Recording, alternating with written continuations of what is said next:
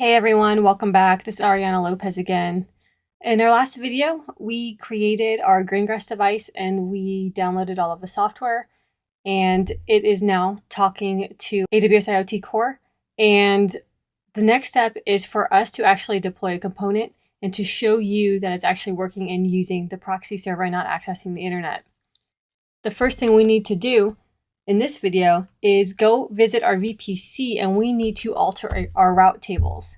So here in the console, I'm going to type in VPC.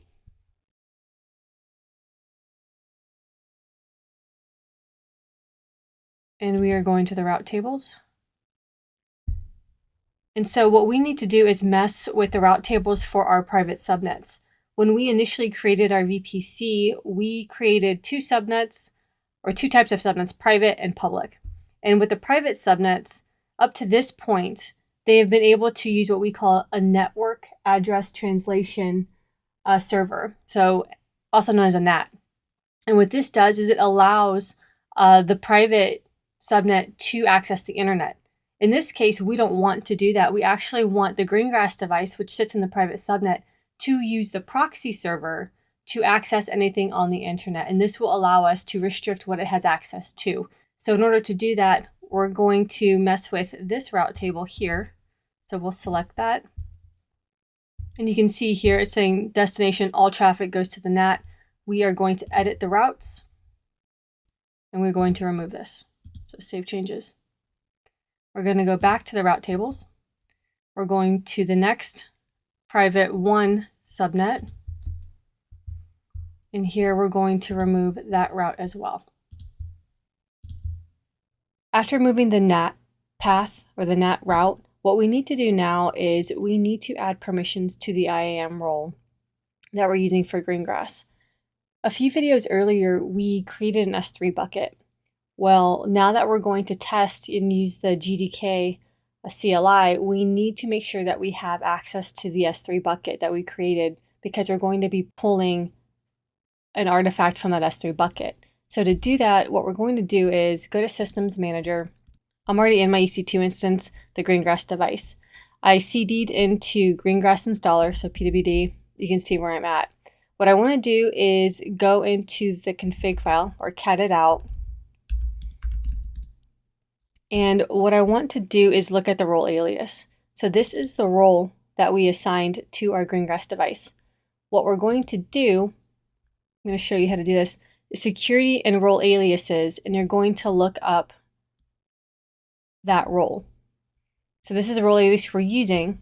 Then we're going to go to role Greengrass v2 token exchange role video.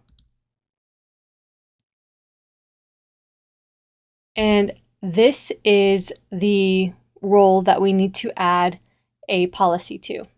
So that policy we're going to add is this.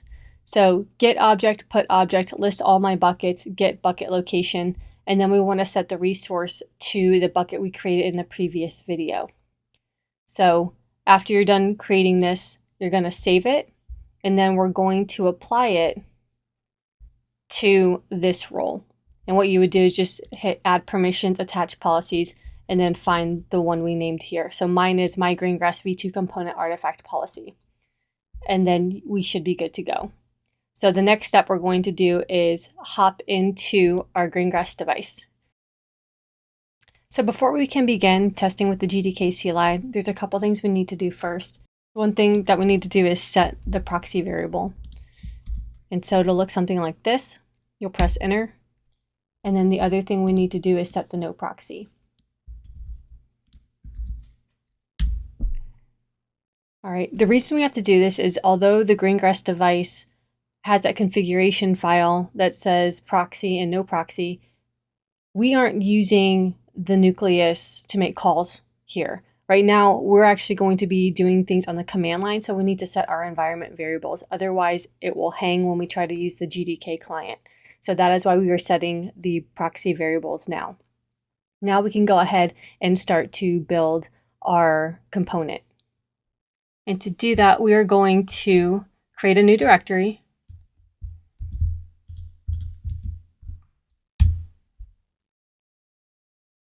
And then we're going to cd into that directory.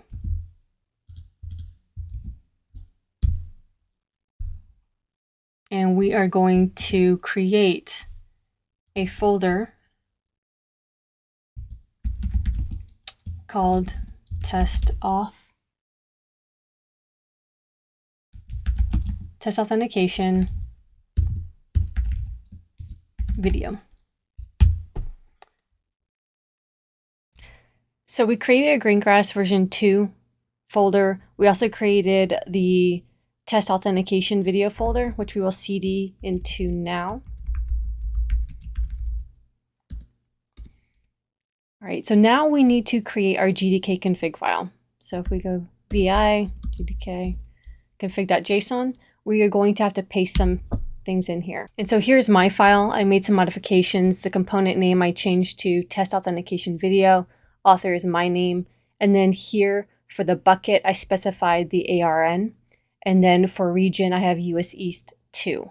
So make sure you make those same changes as well based on where you created your S3 bucket.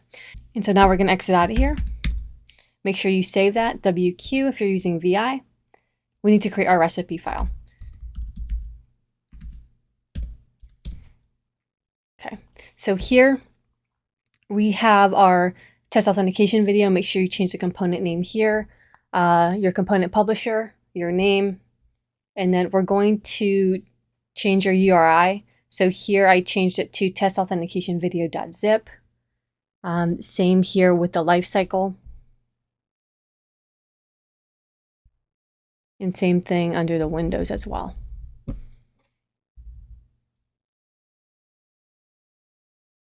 All right, that looks good. So we are going to do quit.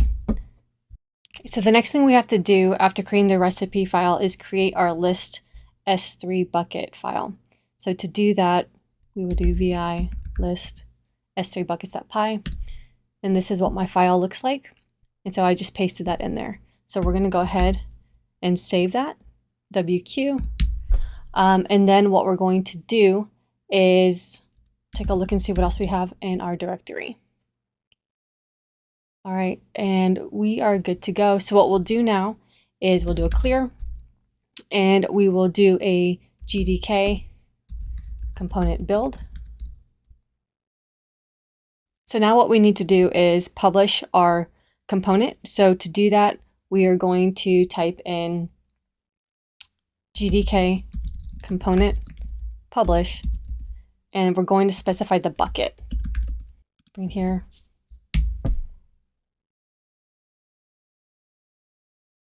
And you can see here, our component is now created.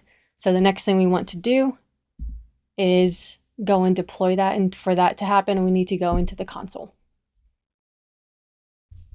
Now that we know that our component has been published to S3, let's go ahead and go to Greengrass. And we're going to deploy this just to test it. So we're going to go Greengrass devices, go to deployments. I am going to go to the one I created from my Greengrass core group. Click on that. I am going to revise mine. And then I'm going to click next. And you can see here is our component. So we're going to select that. Go next. Correct. Go next. And then we're going to go to next again. And then we'll go to deploy. So we're going to hang out here and see what happens. And as you can see here, we have a successful deployment. So let's go ahead, get back on our Greengrass device, and we are going to check out our logs.